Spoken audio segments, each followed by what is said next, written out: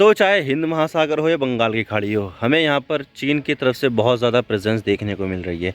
चाहे वो श्रीलंका का हम्बनटोटा ही बंदरगाह क्यों ना हो, क्योंकि देखा जाए तो श्रीलंका का जो हम्बनटोटा बंदरगाह है उसको चीन ने तो लीज पे ले लिया 99 साल की, वो कर्ज का जाल में फंसा कर श्रीलंका को। लेकिन अब वहाँ पर वो इसका इस्तेमाल कर रहा है अपनी नेवी के जहाज़ को डॉक करने के लिए। अभी पिछले कुछ महीनों में भी, इससे पहले हमने देखा था ऐसा। और इसके अलावा जो कोको आइलैंड है वो भी म्यांमार का तो है, लेकिन उसके ऊपर चाइना का कब्ज़ा है। तो वहाँ पर भी इस तरह की हरकतें चीन की तरफ से हमें देखने को मिल रही है। तो इस वजह से भारत की जो सुरक्षा चिंताएं हैं वो बहुत ज़्यादा कंसर्न में आ गई है कि भाई चीन की यहाँ पे प्रेजेंस बढ़ती जा रही है, तो हमें कुछ ना कुछ तो करना ही होगा। तो इसी चीज़ को ध्यान में रखते हुए भारत ने विशाखापट्टनम क्लास की एक सबमरीन INS मुर्मुगाओ को कमीशन कर दिया है। और देखा जाए तो भारत की तरफ से ये बहुत ही ज़्यादा एडवांस और सुपीरियर एक वॉरशिप है, जो हमारी जो देश की जो ज़रूरत है उसमें काफ़ी हेल्प करेगी। तो क्या है ये पूरा मामला और क्या है ये INS मुर्मुगाओ। लेकिन उससे पहले अगर आप चैनल पर नए हो तो चैनल को जरूर सब्सक्राइब कीजिए और बेल आइकन को दबा दीजिए ताकि आपको हमारी लेटेस्ट वीडियो सबसे पहले देखने को मिले। तो चलिए वीडियो का आगाज़ करते हैं। तो द हिंदू का आर्टिकल है, missile destroyer INS Mormugao commission into Indian navy. 18 दिसंबर का ये आर्टिकल है। तो बात करते हैं कि मामला क्या और हम इसकी बात क्यों करें। तो देखिए, भारत इस समय सिक्योरिटी के मामले में काफ़ी ज़्यादा जूझ रहा है, चाहे वो पश्चिम में पाकिस्तान का मामला हो या उत्तर और पूर्व में चाइना का मामला। और अभी तो हाल ही में चाइना के सैनिक अरुणाचल प्रदेश के तवांग सेक्टर में आए थे, जिन्हें भारतीय सैनिकों ने अपनी बहादुरी दिखाते हुए उन्हें पीछे धकेल दिया था। तो भारत यहाँ पर अपने लैंड बॉर्डर के पास सिक्योरिटी कंसर्न फेस कर रहा है। और ना सिर्फ लैंड बॉर्डर बल्कि यहाँ पर भारत को समुद्र से भी चुनौती मिल रही है। अभी कुछ हफ्तों पहले चाइना ने अपना एक जासूसी जहाज श्रीलंका के हम्बनटोटा बंदरगाह पर डॉक किया था और इसे लेकर हमने श्रीलंका को भी मना किया था कि ऐसा मत करो। लेकिन चाइना यहाँ पर अपने जासूसी जहाज को डॉक करने में कामयाब रहा। हालांकि देखा जाए तो चाइना ने सिर्फ यही कहा था कि हम हम्बनटोटा में सिर्फ फ्यूल भरवाएंगे और चले जाएंगे, लेकिन चाइना का जहाज वहाँ पर लगभग 6 दिनों तक वहाँ पर रहा था।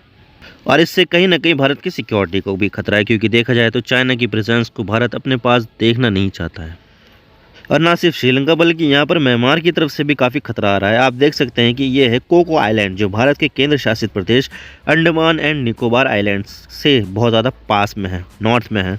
वैसे देखा जाए तो ये आइलैंड म्यांमार का हिस्सा है, लेकिन म्यांमार और चीन के बीच काफ़ी अच्छी दोस्ती है, तो म्यांमार ने इसे चीन को दे दिया है और अब इस आइलैंड को चीन कंट्रोल करता है। उसने यहाँ पर एक एयरपोर्ट भी बनवा दिया है और चीन यहाँ पर अपने शिप भी डॉक करता है। तो भारत को यहाँ से भी काफ़ी खतरा है। और देखा जाए तो चाहे श्रीलंका हो या फिर कोको आइलैंड हो, यहाँ पर भारत को समुद्र से, चीन से खतरा है। और भारत को समुद्री खतरे से निपटने के लिए एक मजबूत नेवी की ज़रूरत है और कंसिस्टेंटली अपनी नेवी को मजबूत भारत कर भी रहा है। और इसी चीज़ को देखते हुए भारत ने P-50B प्रोग्राम के तहत INS मोरमुगाओ को नेवी के हवाले कर दिया है, जो ना सिर्फ ट्रेडिशनल वॉरफेयर में भारत के काम आएगी, बल्कि अगर कभी न्यूक्लियर वॉरफेयर या फिर केमिकल वॉरफेयर होता है तो तब भी ये भारत के काम आएगी। और भारत के रक्षा मंत्री राजनाथ सिंह ने INS मोरमुगाओ को 18 दिसंबर को नेवी को सौंप दिया। वैसे देखा जाए तो मोरमुगाओ गोवा का एक इंपॉर्टेंट शहर है और यहाँ पर एक काफ़ी बड़ा सी पोर्ट भी है, और मोरमुगाओ के नाम पर ही इस डिस्ट्रॉयर शिप का नाम INS मोरमुगाओ रखा है। और ये सब गोवा लिबरेशन डे से एक दिन पहले हुआ है। आपको मैं बता दूं कि 19 दिसंबर 1961 को ही गोवा पुर्तगाल के शासन से मुक्त होकर भारत में शामिल हुआ था, और इससे एक दिन पहले ही भारत ने INS मोरमुगाओ को देश को समर्पित कर दिया। तो लिबरेशन डे से एक दिन पहले गोवा को ये सरप्राइज़ दे दिया है। और ये है INS मोरमुगाओ, जिसे राजनाथ सिंह जी ने देश को समर्पित कर दिया है। इसकी लेंथ 163 मीटर है और इसकी चौड़ाई 17.4 मीटर है। और इतना ही नहीं, ये काफ़ी तेज़ भी है और इसकी स्पीड 30 नॉट प्रति घंटा है। अगर आपको ये नहीं पता कि ये नॉट क्या होता है तो मैं आपको बता दूं कि एक नॉट में 1.85 किलोमीटर होते हैं। तो इस शिप की मैक्सिमम स्पीड लगभग 55 किलोमीटर प्रति घंटा है, क्योंकि देखा जाए तो समुद्र में हम स्पीड और डिस्टेंस को मीटर में नहीं बल्कि नॉट में मापते हैं, जैसे कि नॉट और नॉटिकल माइल। इस शिप का डिस्प्लेसमेंट वेट 74,000 टन है, जो अपने आप में ही काफ़ी ज़्यादा बड़ी और भारी शिप है। और इस शिप के पास बहुत ज़्यादा कॉम्बैट कैपेबिलिटीज़ भी है, बहुत सारी लॉन्चर्स हैं, बहुत सारे मिसाइल्स हैं। जैसे कि आप मैं बता दूं इसके ऊपर कितने वेपन्स हैं। इसमें Barak 8 surface to air missile है, यानी कि यहाँ से आप बराक जो मिसाइल है वो भी छोड़ सकते हैं। ये इजराइल की बनाई हुई है, जो भारत भी इस्तेमाल करता है। इसके अलावा BrahMos supersonic surface to surface cruise missile भी है, यानी कि जो साउंड की स्पीड है ना उससे भी ज़्यादा तेज़ चलती है ये, और ये दुनिया की सबसे तेज़ चलने वाली क्रूज मिसाइल है। इसमें एंटी रॉकेट लॉन्चर्स भी है। इसमें जो गन है वो 127 mm की मेन गन है, और इसके अलावा इसमें 4 AK-630 30 mm की गन्स भी है, यानी कि इसके ऊपर हथियार बहुत ज़्यादा हैं, चाहे इसमें किसी भी तरह के वॉरफेयर में इस्तेमाल किया जाए। और इसे चलाने के लिए 350 क्रू की ज़रूरत होती है। हालांकि इनके रहने और खाने पीने का इंतज़ाम शिप पर पहले से ही मौजूद रहता है और इन 350 क्रू में 50 ऑफिसर्स हैं और 250 नाविक हैं। और इससे पहले इस शिप में सी ट्रायल 1 साल पहले इन्हीं दिनों में किया गया था, जो काफ़ी सक्सेसफुल रहा था। और इतना ही नहीं, ये शिप में काफ़ी ज़्यादा मॉडर्न रडार का इस्तेमाल किया गया है, जिससे टारगेट को एक्यूरेटली लोकेट कर सकते हैं और लॉक कर सकते हैं। और ये डिस्ट्रॉयर न्यूक्लियर, बायोलॉजिकल और केमिकल वॉरफेयर में भी फाइट कर सकता है। और इसे Mazagon dock ship builder limited ने बनाया है, जो मुंबई में स्थित है। भारत की सबसे पुरानी जहाज़ बनाने वाली कंपनियों में से एक है और सरकारी है। लेकिन सवाल ये आता है कि ये प्रोजेक्ट 15B क्या है।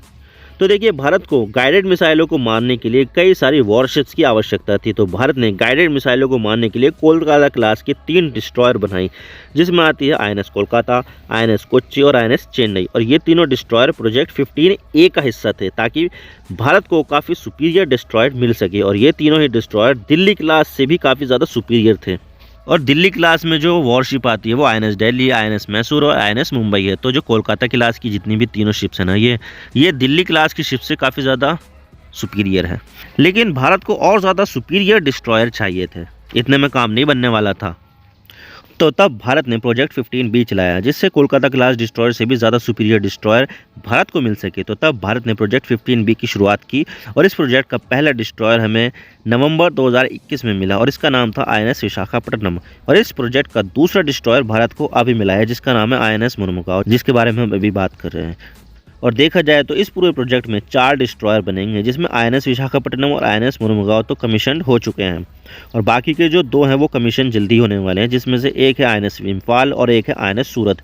और ये आने वाले कुछ सालों में कमीशन हो ही जाएंगे। और अगर मैं बात करूँ तो किसी एक शिप की क्लास किस तरह से आइडेंटिफाइड होती है, तो इसके लिए उस प्रोजेक्ट की सबसे एडवांस शिप होती है, वहीं उसे लीड करती है। जैसे कि कोलकाता क्लास में INS कोलकाता सबसे एडवांस है, तो इसे कोलकाता क्लास कहा जाता है। तो ऐसे में इस प्रोजेक्ट 15B को विशाखापट्टनम क्लास कहा जाएगा। यानी कि इसका मतलब ये है कि INS विशाखापट्टनम इस क्लास का सबसे सुपीरियर डिस्ट्रॉयर है। लेकिन सवाल ये आता है कि ये डिस्ट्रॉयर कितना सिग्निफिकेंट है भारत के लिए। तो देखिए, जैसे कि मैंने आपको बताया कि विशाखापट्टनम क्लास के जितने भी डिस्ट्रॉयर हैं वो सब भारतीय नेवी के सबसे ज़्यादा मॉडर्न और एडवांस डिस्ट्रॉयर में से एक है और भारतीय नेवी के असेट्स हैं। वैसे तो ये कई सारे वॉरशिप के साथ मिलकर काम करते हैं, लेकिन इसे हम एक सिंगल प्लेटफॉर्म की तरह भी इस्तेमाल कर सकते हैं। तो इसके लिए ये ज़रूरी नहीं कि इसके साथ कई और डिस्ट्रॉयर भी होने चाहिए, बल्कि अकेले भी बहुत सारे खतरों से निपट सकता है और ये मिसाइलें छोड़ सकता है अकेले भी। और इसकी स्पीड, मैन्यूवरेबिलिटी और स्ट्राइक कैपेसिटी इसे बाकी सारे डिस्ट्रॉयर से काफ़ी आगे निकाल देती है। और इतना ही नहीं, राजनाथ सिंह जी ने यह भी कहा है कि ये डिस्ट्रॉयर भारत के सबसे ज़्यादा पावरफुल वॉरशिप में से एक है, जिससे भारतीय नेवी काफ़ी ज़्यादा मजबूत हुई। और इतना ही नहीं, फ्यूचर की नीड्स को ध्यान में रखकर भी इसे बनाया गया है। और इस वॉरशिप से हम हिंद महासागर और बंगाल की खाड़ी में चाइना की हरकतों पर बेहतर तरीके से नज़र रख सकेंगे। तो चाइना नाम की समस्या से निपटने के लिए हमें अपनी नेवी को और ज़्यादा मजबूत करना होगा और INS मुर्मुगाओ भी भारत की इसी कोशिशों का एक हिस्सा है। आप मेरे इंस्टाग्राम पर भी जुड़ सकते हो। आप सिंपली जाइए इंस्टाग्राम में और सर्च कीजिए I_इमरान सिद्दीकी और आप मुझे फॉलो कर सकते हैं।